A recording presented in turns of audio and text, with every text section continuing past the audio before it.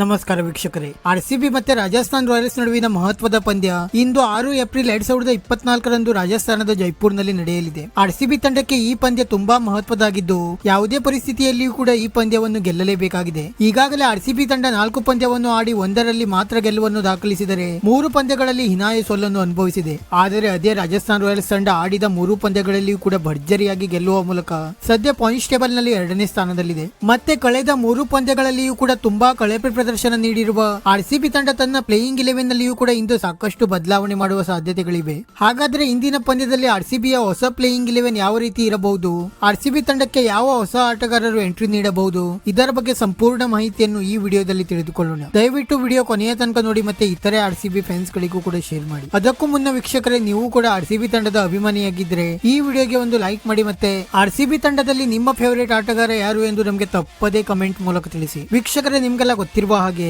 ಈ ಬಾರಿಯೂ ಕೂಡ ಆರ್ಸಿಬಿ ತಂಡ ತುಂಬಾ ಕಳಪೆ ಪ್ರದರ್ಶನ ನೀಡುತ್ತಿದೆ. ಪಂಜಾಬ್ ಕಿಂಗ್ಸ್ ವಿರುದ್ಧದ ಪ್ರಯಾಸದ ಗೆಲುವನ್ನು ಬಿಟ್ಟರೆ ಉಳಿದ 3 ಪಂದ್ಯಗಳಲ್ಲಿಯೂ ಕೂಡ ಆರ್ಸಿಬಿ ತಂಡ ಹೀನಾಯವಾಗಿ ಸೋಲನ್ನು ಅನುಭವಿಸಿದೆ. ಆದರೆ ಮುಂದಿನ ಪಂದ್ಯಗಳನ್ನು ಗೆಲ್ಲಬೇಕಾದರೆ ಆರ್ಸಿಬಿ ತಂಡಕ್ಕೆ ತನ್ನ ಪ್ಲೇಯಿಂಗ್ 11 ನಲ್ಲಿಯೂ ಕೂಡ ಬದಲಾವಣೆ ಮಾಡುವ ಅವಶ್ಯಕತೆ ಇದೆ. ಸದ್ಯ ಆರ್ಸಿಬಿ ಬಳಿ ವಿಲ್ ಜಾಕ್ಸ್ ರಂತಹ ಸ್ಫೋಟಕ ಬ್ಯಾಟ್ಸ್ಮನ್ ಇದ್ದರೂ ಕೂಡ ಡ್ಯುಪ್ಲೆಸಿಸ್ ಅವರು ಸದ್ಯ ತಂಡದ ನಾಯಕನಾಗಿರುವುದರಿಂದ ಅನಿವಾರ್ಯವಾಗಿ ಪ್ಲೇಯಿಂಗ್ 11 ನಿಂದ ಹೊರಗುಳಿಯುವ ಪರಿಸ್ಥಿತಿ ಎದುರಾಗಿದೆ.